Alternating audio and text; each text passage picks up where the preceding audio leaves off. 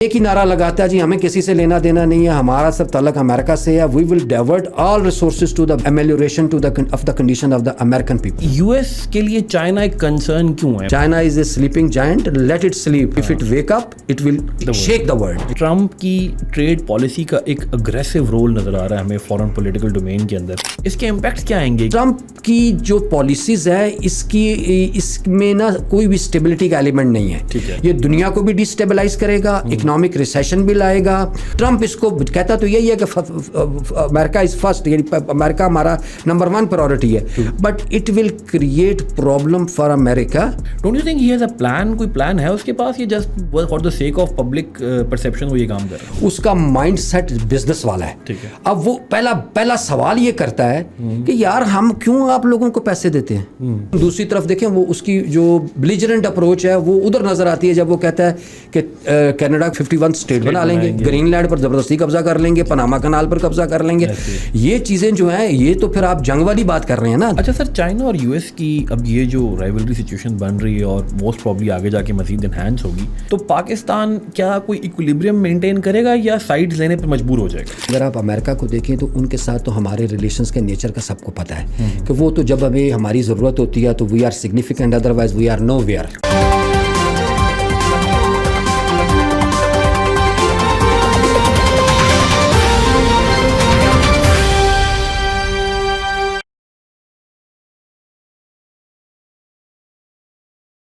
Greetings and welcome to another episode of the WTI ٹاکس.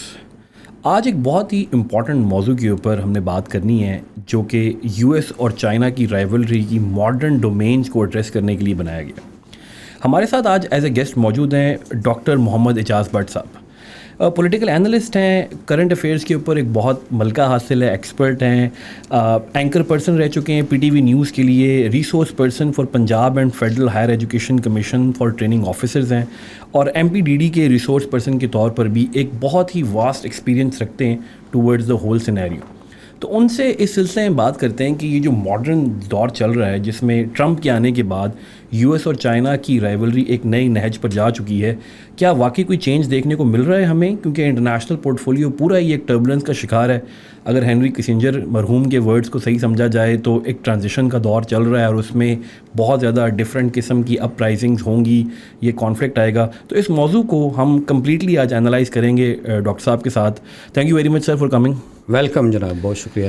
سر یہ تو ایک اب زبان زد عام ہو چکا ہے کہ چائنا اور یو ایس کے درمیان کافی ٹسل جاری ہے, اور جو ہمارے اسٹوڈنٹس اور جو عام طبقہ ہے وہ یہ انڈرسٹینڈ کرنا چاہتا ہے کہ یو ایس کے لیے چائنا ایک کنسرن کیوں ہے, why it is so concerning for U S A, اور وہ کیوں اس کو ایک رائیولری کی نگاہ سے دیکھ رہا ہے. ایسا آپ دیکھیں کہ یہ چائنا کے حوالے سے جو کولڈ وار جب ختم ہوئی ہے تو امریکنس کا تو یہ خیال تھا کہ وہ جو ان کو ایک اسٹیٹس ملا ہے یونی پولر ورلڈ میں ایک سپر پاور کا, یہ وہ سسٹین کریں گے, اور امریکہ کا مقابلہ اب سوویت یونین کے ڈیزولو ہونے کے بعد اب دور دور تک کوئی رائیول نظر نہیں آتا.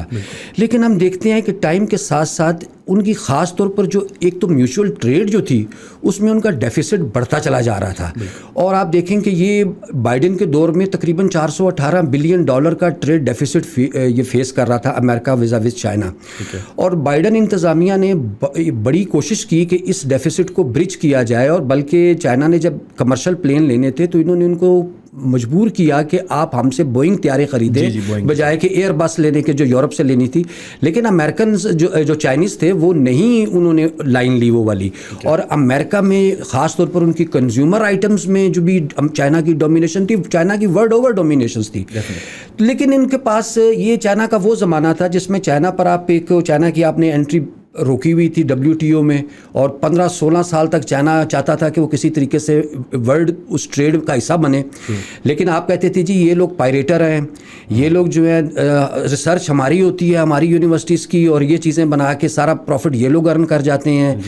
تو یہ اس پہ ان کو انہوں نے بلاک کیا ہوا تھا. لیکن جب چائنا کی انٹری ورچولی ہوئی اور چائنا نے اپنی انڈرٹیکنگ دی کہ وہ WTO کے پیرامیٹر کو فالو کرے گا اور وہ ان چیزوں کی وائلیشن نہیں کرے گا, پائریسی بھی نہیں کرے گا, کول کو بھی ایز اے انرجی یوز نہیں کرے گا, چائلڈ لیبر بھی نہیں کرے گا, اور باقی بھی جن چیزوں کے ان کے کنسرن تھے, اور اس کے بعد اس کی انٹری پر امریکہ نے اپنی اپوزیشن بند کی. 2010 سے پھر آنورڈ ہم دیکھتے ہیں 14-15 سالوں میں چائنا نے जितना राइज किया है, ट्रू, मतलब हेनरी किसिंजर ने ऑन चाइना बुक लिखी मरने से पहले, उसने कहा जी कि अगर ये सस्टेन करते हैं, it is a game of just 1 decade that China will overtake the United states of America. अच्छा, अब मैं आपको एक बड़ी दिलचस्प बात बताऊं, कंसर्न क्यों है।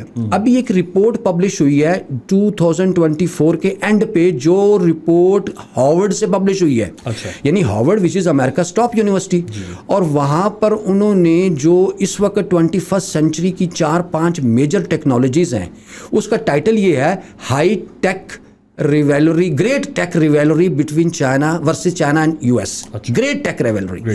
तो आप देखें उसमें वो बताते हैं कि आप आर्टिफिशियल इंटेलिजेंस ले लें, इस वक्त सबसे ज़्यादा काम आर्टिफिशियल इंटेलिजेंस में हो रहा है। बिल्कुल, इसमें चाइना जो है वो अमेरिका को सुपरसीड कर गया, ऊपर आ गया है। चाइना का उसने मिसाल ये दी हुई है कि फ्लाइट टेक एक उनका वॉइस रिकग्नाइजर है जो जिसको यूज करने वाले 700 मिलियन है, जबकि एप्पल सीरी जो है उसका कम्पिटिटिव है, एप्पल सीरी के यूजर की तादाद 350 मिलियन है, यानी डबल उसकी यूसेज है।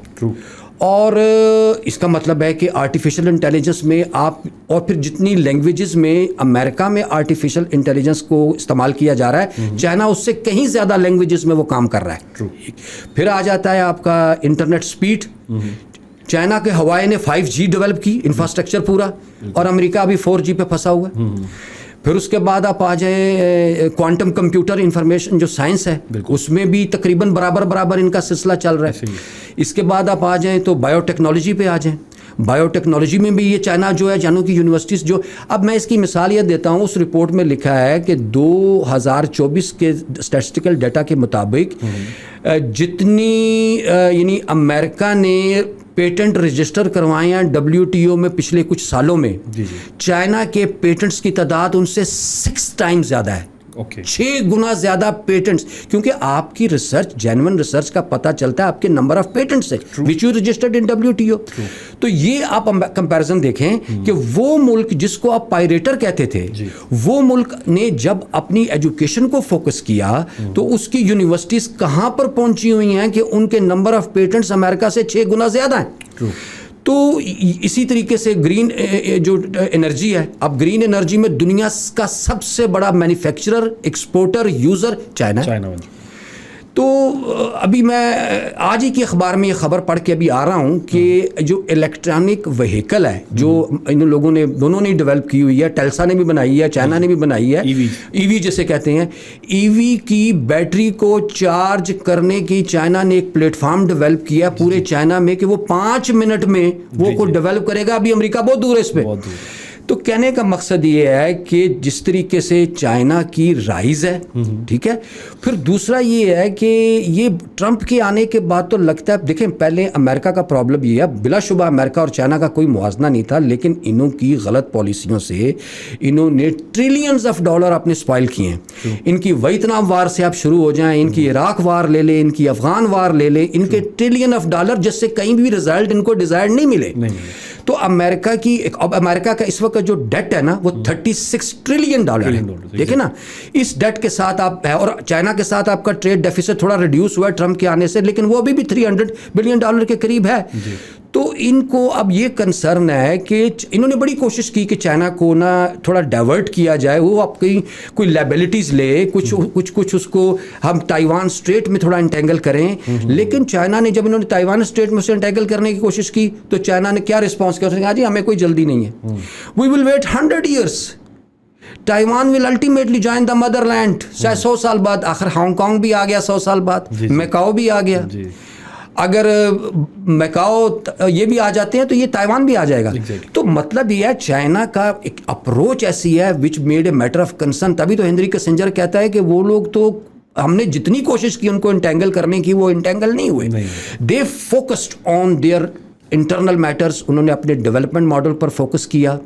अमेरिका बाहर एंगेज रहा, उसने अपने आप को स्पॉइल किया। अब ये जो ट्रंप साहब आ गए हैं, इन्होंने आते ही जो फॉरेन पॉलिसी फॉलो की है, इस पर फरीद जिक्रिया ने अभी रिसेंटली एक आर्टिकल लिखा है जिसका टाइटल है seismic change in foreign policy of you seismic change, یعنی اس نے تھتلی مچا کے رکھ دی کہ وہ اپنے ان ایلائز کو اب ابنڈن کر رہا ہے, ان کو چھوڑ رہا ہے, لینیٹ کر رہا ہے, جن کے بیس پر امریکہ کا ایک لیڈرشپ رول تھا. آپ نیٹو کو کہتے ہیں جی ہمارا آپ کوئی لینا, آپ اپنی ذمہ داری خود اٹھائیں, آپ اپنا 2% جو ہے اس کو 5% پہ لے جائیں اور اپنی لائبلٹیز لیں, ہم آپ مزید نہیں خرچ کر سکتے آپ پر پیسہ. آپ سیم اس آپ اپنے باقی ایلائز کو بھی اسی طریقے سے ان کے بارے میں آپ کی یہی اپروچ ہے. پھر اپنی جس طرح کی یونائٹڈ نیشن کے ساتھ جو آپ کا ایک آپ سپر پاور تھی, اٹ از یور رسپانسبلٹی. بلا شبہ امریکہ کا سب سے بڑا کنٹریبیوشن تھا UN کے بجٹ میں, آپ نے اس پہ کٹ لگا دیا, آپ نے کہا جی WHO میں ہمارا کچھ نہیں دینا, ہم نے UNESCO کو کچھ نہیں دینا, ہم نے UN. تو یہ اپروچ میں آپ ایک ویکیوم کریٹ کر رہے ہیں, اور یہ ویکیوم کس نے فل کرنا ہے؟ اس ویکیوم کو فل کرنا ہے جو رائزنگ پاور ہے. تو یورپ, تو پھر اگر آپ اس طرح کریں گے, پہلے تو اس کے بڑے سیریس ریپرکشنز ہوں گے جو پالیسی آپ فالو کر رہے ہیں, لیکن وہ ایک علیحدہ بحث ہے.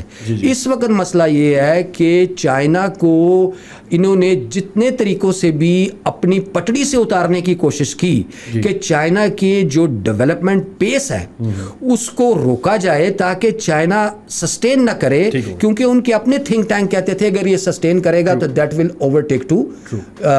اور پھر آخر میں وہی بات کر دوں گا آپ کے سوال کے آخر میں کہ نیپولین بوناپارٹ والی بات آ گئی, China is a sleeping giant, let it sleep, if it wake up it will shake the world. تو وہ بات جو ہے اب نظر آ رہی ہے ہمیں. ٹرو.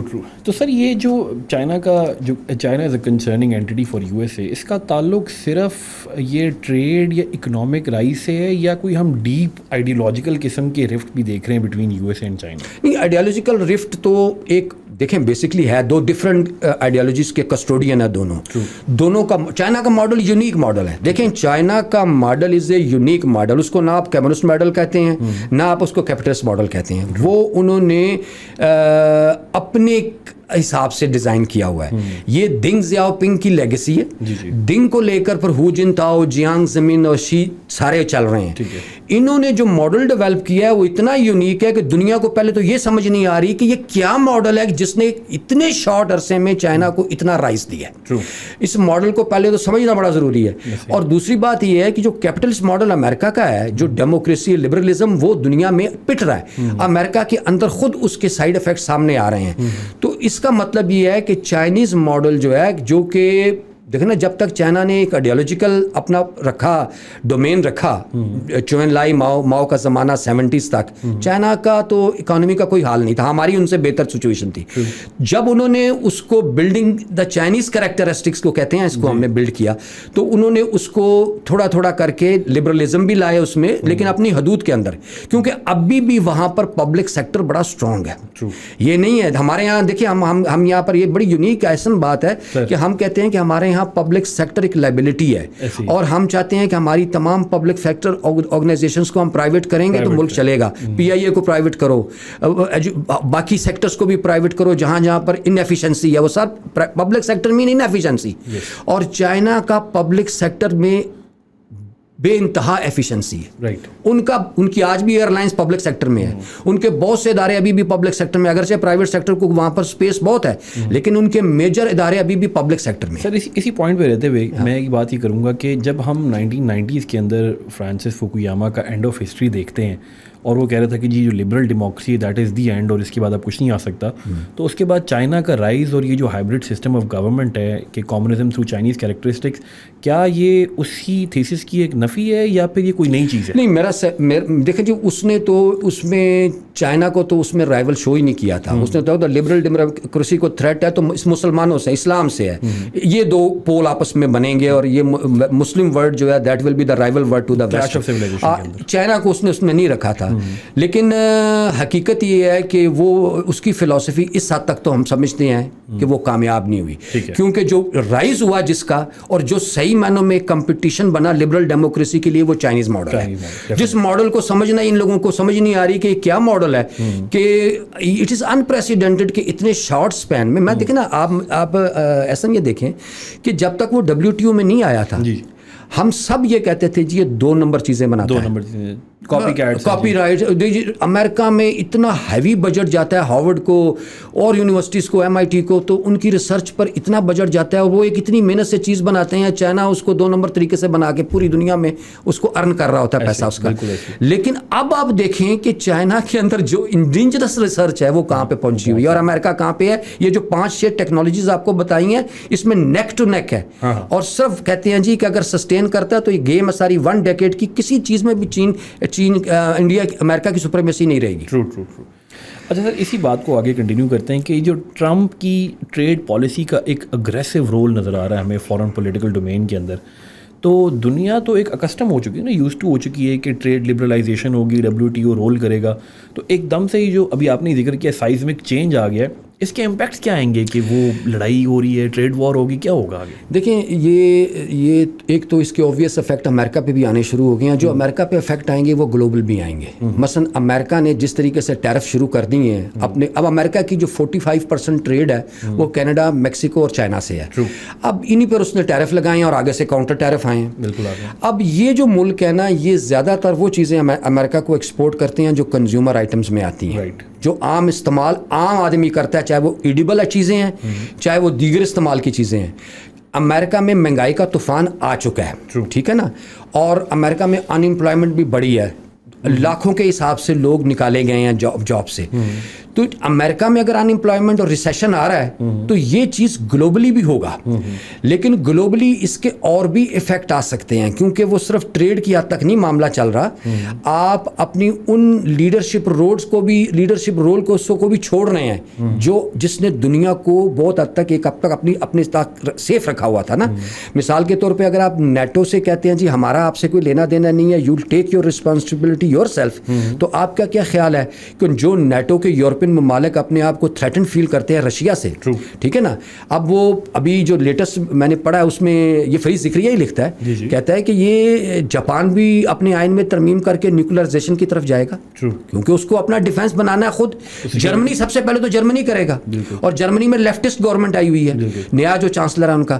تو اگر جرمنی اور جاپان پھر سے نیوکلرائزیشن کی طرف جاتے ہیں اور نیوکلیر بم بناتے ہیں یا اس طرح کی چیزیں کرتے ہیں تو دنیا کو تو پھر آپ بہت زیادہ انسیف کر رہے ہیں نا, انسیکیور کر رہے ہیں.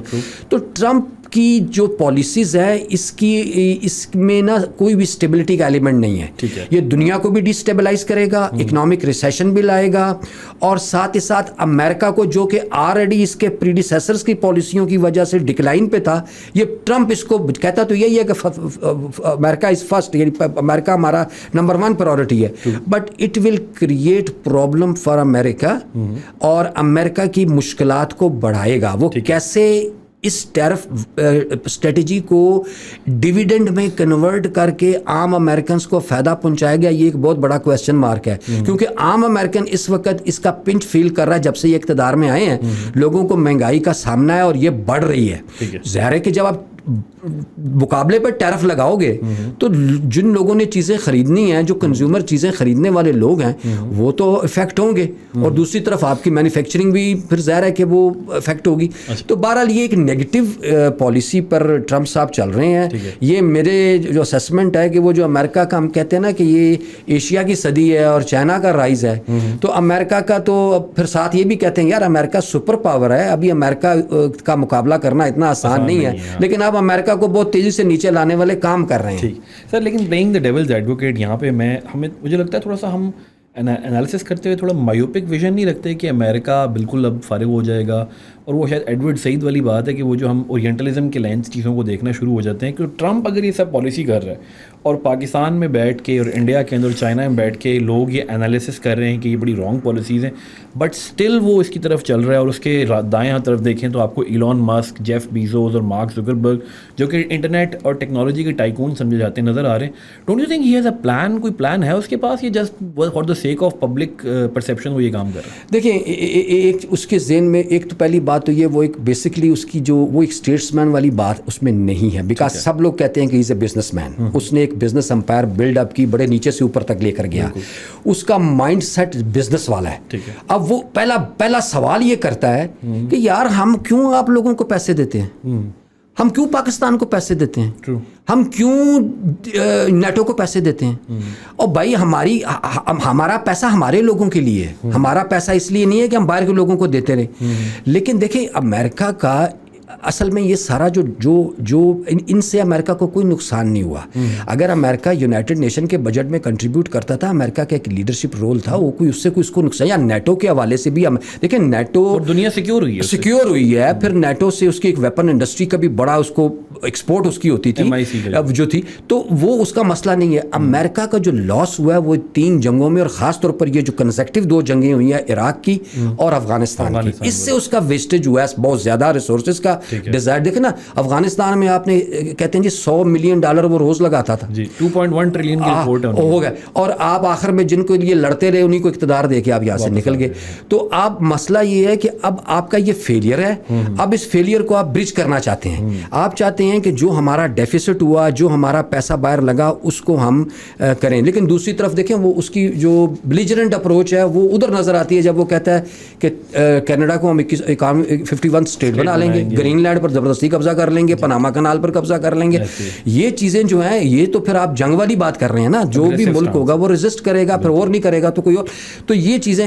لیکن چائنا کا دیکھیں ابھی ایک بہت پرٹیننٹ کویسچن ہے، شاید آپ نے وہ کرنا ہو لیکن میں پہلے اس پہ آ جاتا ہوں. پہلی بات تو یہ ہے کہ کیا چائنا کے رائز پر، یہ بہت ویسٹ میں اس پر لوگوں نے لکھا بھی ہے کہ ہم بار بار یہ کہتے ہیں کہ امریکہ کا ڈکلائن ہے، امریکہ جو ہے اب اپنے پیک سے نیچے کو آ رہا ہے، چائنا رائز کر رہا ہے. تو چائنا کا رائز جو ہے وہ دنیا کے لیے کتنی بڑی تھریٹ ہے. دیکھو نا ابھی تک تو چائنا کی ایک پالیسی تھی، پہلے پیس آن بارڈر، پھر اس کے بعد ہے کہ never to engage outside the border, کوئی پنگا نہیں لینا باہر ہم نے. لیکن جب وہ سپر پاور بن جائے گا تو پھر اس کے انٹرسٹ بھی بڑھ جائیں گے، تو پھر وہ اپنی ہارڈ پاور کو بھی یوز کرے گا، گلوبل لیڈرشپ کے رول میں. ہاں وہ پھر ابھی تک تو وہ سافٹ پاور پہ اس کا سارا چل رہا ہے. اب وہ جب ہارڈ پاور پہ آئے گا تو اس کی پالیسیز بھی امریکہ جیسی ہوں گی. لیکن جو مطلب اس میں 2 طرح کا پبلک اوپینین ہے. کچھ لوگ اس رائے کو رکھتے ہیں، لیکن میجورٹی کا اوپینین یہ ہے کہ چائنیز کریکٹر میں کچھ چیزیں ہیں جن کو اسٹڈی کرنا بڑا ضروری ہے. چائنیز کے اندر جو کنفیوشزم پایا جاتا ہے، جو کنفیوشس تھاٹ ان کے اندر انگرینڈ ہے، وہ یہ بتاتا ہے کہ یہ they will never be like America, they will never be aggressor, never be hard power like America. وہ ڈیفنس میں، اپنی ڈیفنس میں تو ہر حد تک جائیں گے. اگر آپ ان پر جنگ امپوز کرو گے، they will defend their territorial integrity and their interest. لیکن وہ اگریسو امریکہ کی طرح ایسے ہی وہ ویپن آف میس ڈسٹرکشن ہے نہیں تھے، لیکن جنگ تھوپ دی اور پیسہ بہا دیا. اس طرح کی اپروچ چائنیز اس میں نہیں ہے، جین میں نہیں ہے. وہ کنفیوشس کے فالوور ہیں، زین مینٹیلٹی کی بات ہے. تو چائنا سے ہم وہ ایکسپیکٹ نہیں کرتے. صحیح ہو گیا. اچھا سر، انٹرنیشنل لیڈرز کے اوپر کیونکہ ہم ٹرمپ کے اوپر کافی ایک ڈبیٹ دیکھ رہے ہیں، تو ٹرمپ کا جو کہ یو ایس کے ہمیشہ سے ایک نارمل اینیمی کے طور پر دیکھا جاتا تھا، دیٹ واز رشیا، اور اسپیشلی آفٹر 1991. تو اب جب پیوٹن کو ہم دیکھتے ہیں ایز اے لیڈر، اور پھر ٹرمپ صاحب نے اسٹیٹمنٹ دے دی کہ یوکرین وار کے سلسلے میں اور بھی انٹرنیشنل لیول پہ وہ پیوٹن کو انگیج کریں گے. اور اگر ریسنٹلی زیلنسکی والا انٹرویو آپ نے دیکھا ہوگا، اس میں اس نے کہا کہ وہ پہلے بات ہوئی تھی، مجھ سے بات نہیں کی کبھی پیوٹن. تو یہ جو ٹرمپ اور پیوٹن کا ہمیں فیوچر میں کوئی نیکسس نظر آ رہا ہے، یا یہ کوئی آپس میں مل سکتے ہیں، یا کوئی کولیشن بن سکتا ہے اس طرف؟ ایسا اس پہ نا، یہ ابھی میں نے یہی بات کر رہا تھا، اس کے جو فرید ذکریہ نے جو آرٹیکل لکھا ہے اس نے تو یہ بات کی ہے. وہ یہ کہتا ہے کہ ایک رائے پائی جاتی ہے امریکہ میں. ٹھیک ہے. 87 میں ٹرمپ نے رشیا کا وزٹ کیا تھا، اور اس وقت 80s میں اس کی کوئی انہوں نے ایسی کوئی برین KGB نے کی ہوئی ہے. انہوں نے یہاں تک کہہ دیا ہوا ہے کہ ایلن مسک جو ہے اور GD وینس جو ہے یہ رشین پلانٹڈ بندے ہیں وائٹ ہاؤس میں. اچھا. اور یہ رشیا کے انٹرسٹ دیکھو نا، اس نے اب پہلی بات تو ایک کامن سینس کی بات ہے یار، یہ یوکرین وار یوکرین نے شروع نہیں کی، یہ امریکہ نے شروع کروائی تھی. آپ نے اس کو کہا تو اس نے آگے سے آپ کی سپورٹ سے وہ آگے بڑھا نا. آپ اپنی ذمہ داری تو لے نہیں رہے. آپ کہتے ہو جی یہ یوکرین نے شروع کی تھی، یوکرین نے شروع نہیں کی تھی. آپ نے اس کو انڈرٹیکنگ دی تھی کہ آپ کو ہم نیٹو شیلڈ میں لے لیں گے، آپ کے ساتھ نیٹو کا ممبر بنا دیں گے، آپ اس کو سپورٹ دیتے رہے، سارا کچھ کرتے رہے. اب اس کے 20% علاقے کو اس نے آلریڈی قبضہ کیا ہوا ہے. آپ وہ لیے واپس کیے بغیر آپ کہتے ہیں کہ سیز فائر کریں, جنگ بند کریں, تو اس کا مطلب تو یہ ہوا کہ آپ صرف اور صرف پیوٹن کے ساتھ اپنی دوستی کو نبھا رہے ہیں, بڑھانا چاہ رہے ہیں. تو یہ پیوٹن کے ساتھ جو کچھ بھی کر رہے ہیں یہ ٹرمپ اور پیوٹن کا پرسنل انڈرسٹینڈنگ کا لیول ہے. اس میں امریکہ کی ڈیپ اسٹیٹ کا کوئی رول ہمیں نظر نہیں آتا. اور یہ چیز جو ہے دیکھیں نا, اب ٹرمپ کا حالت یہ ہے کہ ابھی 1-2 اس کے ایگزیکٹو آرڈر کورٹ نے اس پر ڈیسیشن بھی دے دی ہے, چیلنج ہو چکے ہیں, وہ چیلنج ہو چکے ہیں. ٹرمپ نے کہا جی میں کورٹ آرڈر نہیں مانتا.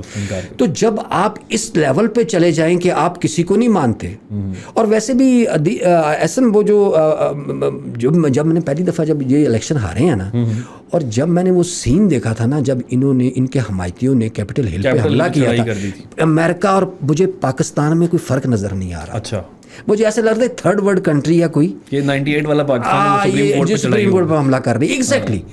تو ٹرمپ کا جو پاپولزم ہے نا, یہ جتنی تیزی سے اوپر بڑھا ہے نا, اتنی ہی تیزی سے نیچے آئے گا, بلکہ آ چکا ہے. میں کہتا ہوں آج امریکہ میں بھی اگر آپ سروے کروائیں نا, اگر ان کے لیٹسٹ سروے ہوں, تو ٹرمپ کی پاپولیرٹی جو ہے وہ بہت تیزی سے نیچے آئی ہے.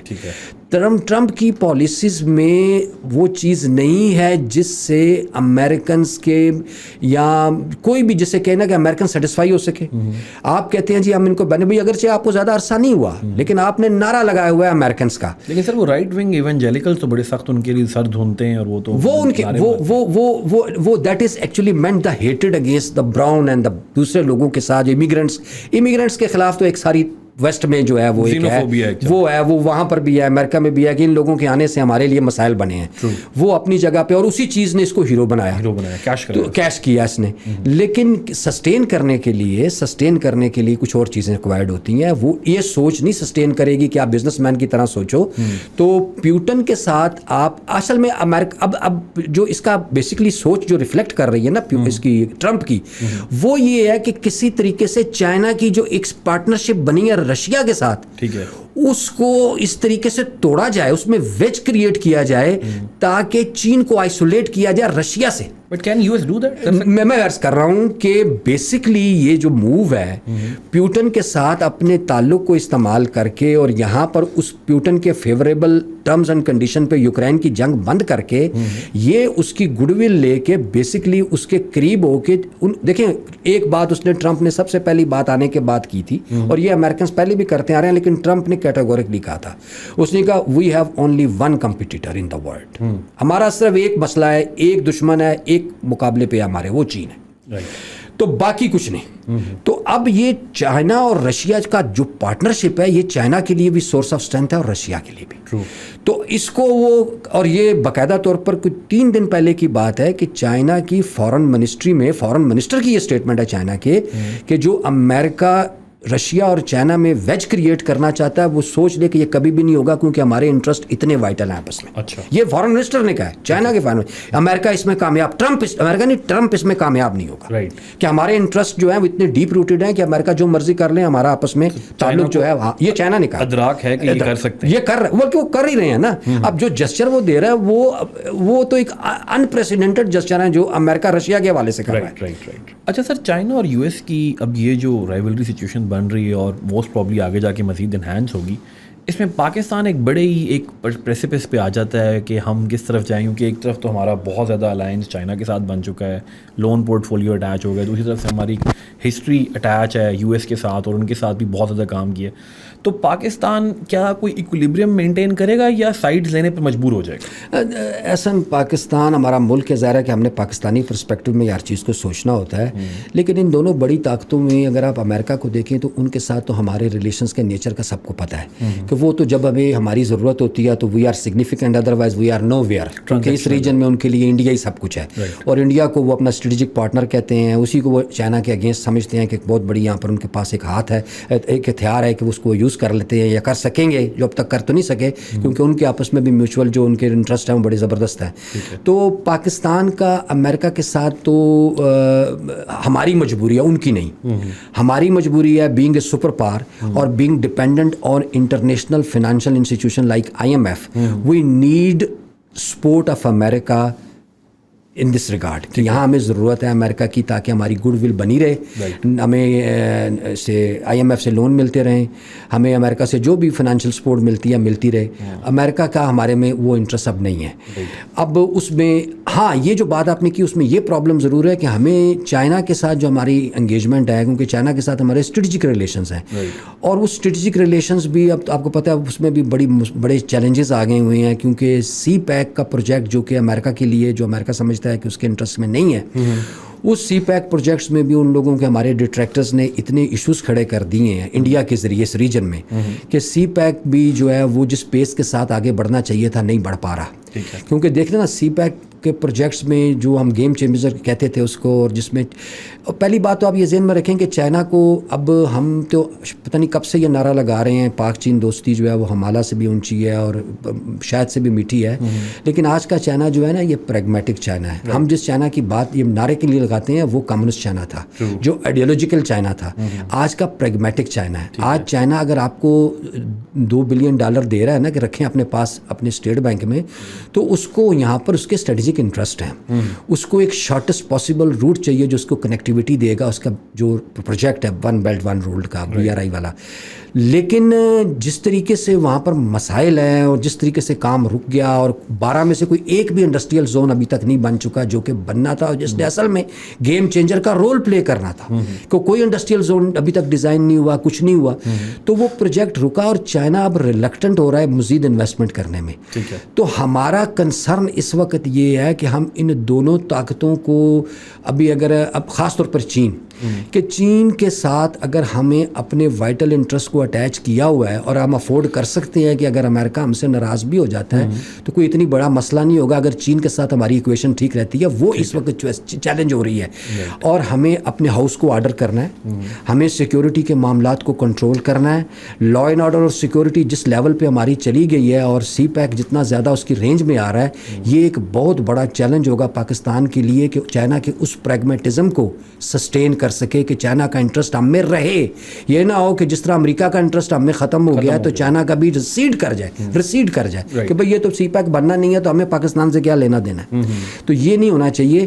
اس کے لیے ہمیں بہت کچھ کرنا ہے. ویسے تو ان کی ڈیڈ لائن 2030 ہے with fully operational CPEC, تو ہم 2025 میں پہنچ گئے ہیں, 5 سال رہ گئے ہیں, لیکن وہاں پر رفتار بڑی سلو ہے. تو سر یہاں پہ کیونکہ اب کانسٹنٹلی ہے, میں دیکھا ہے کہ آپ چائنا کے بارے میں کافی ایک نگاہ رکھتے ہیں. I have to play the job of a devil's advocate بھی, کہ چائنا کے اپنے اندر بھی تو ہمیں کریکس اینڈ فشرز نظر آ رہے ہیں. چائنا کا 2019 کے اندر سے سر ہم دیکھتے ہیں تو ایور گرینڈ اسکینڈل آتا ہے, پھر بینکنگ اسکینڈل اسٹارٹ ہو گیا ہے, 3 سے 4 بڑے گوسٹ سٹیز بن چکے ہیں, ان امپلائمنٹ ہسٹری میں سب سے زیادہ ہائی ہو چکی ہے. تو وہ جو رچرڈ ہاس والی بات ہے کہ چائنا جتنا اسٹیبل نظر آتا ہے اتنا ہے نہیں, کیا یہ بھی ٹرو ہے یا پھر یہ صرف ایک اختراع ہے؟ ایسا اس میں آپ کو یہ بتاؤں چائنا اور امریکہ کا فرق کیا ہے, اور جس کی وجہ سے چائنا ابھی اس لیول پر نہیں پہنچ پایا جس پر امریکہ ہے. ٹھیک ہے نا, اور ابھی ہمیں کچھ کہتے ہیں جی ابھی اس کو کچھ چاہیے, ٹائم چاہیے, کم سے کم 1 ڈیکیڈ چاہیے. اس میں کیا چیلنج ہے جو بات ابھی آپ نے کی. دیکھیں چائنا کا پرابلم, امریکہ کیا ہے, امریکہ از اے فیڈریشن آف 50 اسٹیٹس. امریکہ کی 50 اسٹیٹس میں جو ڈیولپمنٹ لیول ہے وہ تقریباً ایک جیسا ہے. ٹھیک ہے نا, وہ پورے کا پورا امریکہ ڈیولپڈ ہے, چاہے آپ کسی اسٹیٹ میں چلے جائیں, آپ تھوڑا بہت تو فرق ہوگا لیکن وہ ایک جیسے ہیں معاملات. بالکل. چائنا میں ایسے نہیں ہے. چائنا میں پرابلم یہ ہے, چائنا کے جو کوسٹل ریجن ہیں وہ بہت آگے ہیں, اور چائنا کے جو ایسٹرن ریجن ہے پیچھے والا جو ہمارا شیشیانگ صوبہ ہے, شیشیانگ جو ہے وہ بہت بیکورڈ ہے. اچھا یہ بیکورڈ کیوں ہے, یا اس طرح کے کچھ اور علاقے, اور یہ ان کا سب سے بڑا صوبہ ہے. یہ بیکورڈ اس لیے ہیں کہ یہ چائنا سی پیک کو کیوں اتنی اہمیت دے رہا ہے. پہلی بات تو چائنا کے پاس کیوں اتنا اس نے پاکستان کو اتنی اہمیت دی ہے. وجہ اس کی اسی سے آپ کے سوال کے جواب میں مضمر ہے, وہ یہ ہے کہ چائنا اب توجہ دینا چاہتا ہے اپنے ان علاقوں کو اپ گریڈ کرنے کے لیے, اس لیول پر لانے کے لیے جس پر اس کے کوسٹل علاقے ہیں. جب تک پورا چائنا اس طرح ڈیولپ نہیں ہوگا جس طریقے سے امریکہ پورا ڈیولپ ہے, اس وقت تک چائنا کی ڈیولپمنٹ کو ہم سسٹینیبل نہیں کہیں گے.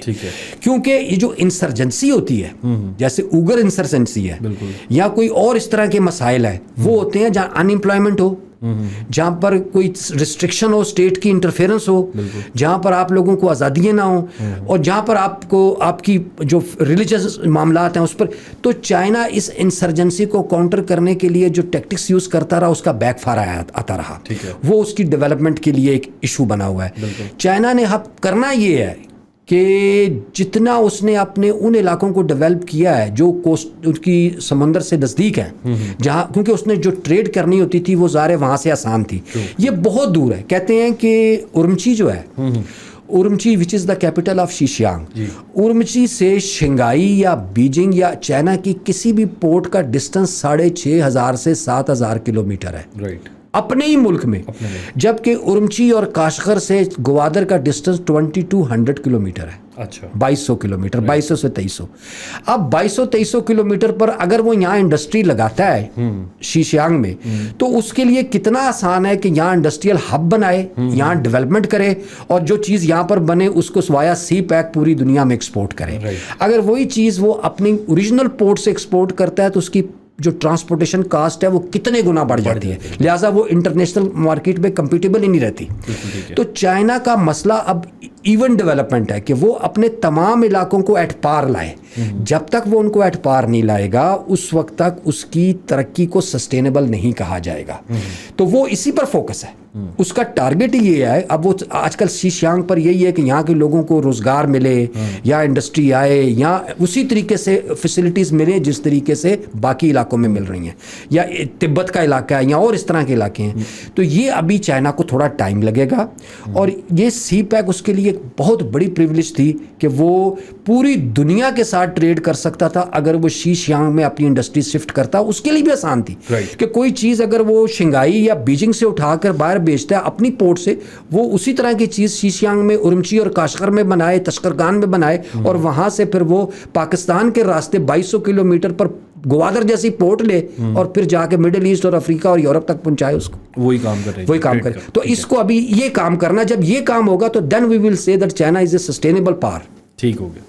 سر لاسٹ کویشچن میرا آپ سے یہ ہے کہ یورپین یونین جو کہ ہمیشہ سے یورپ کی countries, western Europe primarily you S کے میجر الائز کے طور پر دیکھے جاتے رہے ہیں, اسسٹنٹ ہیں, سپورٹ ہیں, اور یہ ہم مارشل پلان سے لے کے آج تک کے پلانز میں اگر آپ دیکھیں تو Europe has been a very strong partner for U S.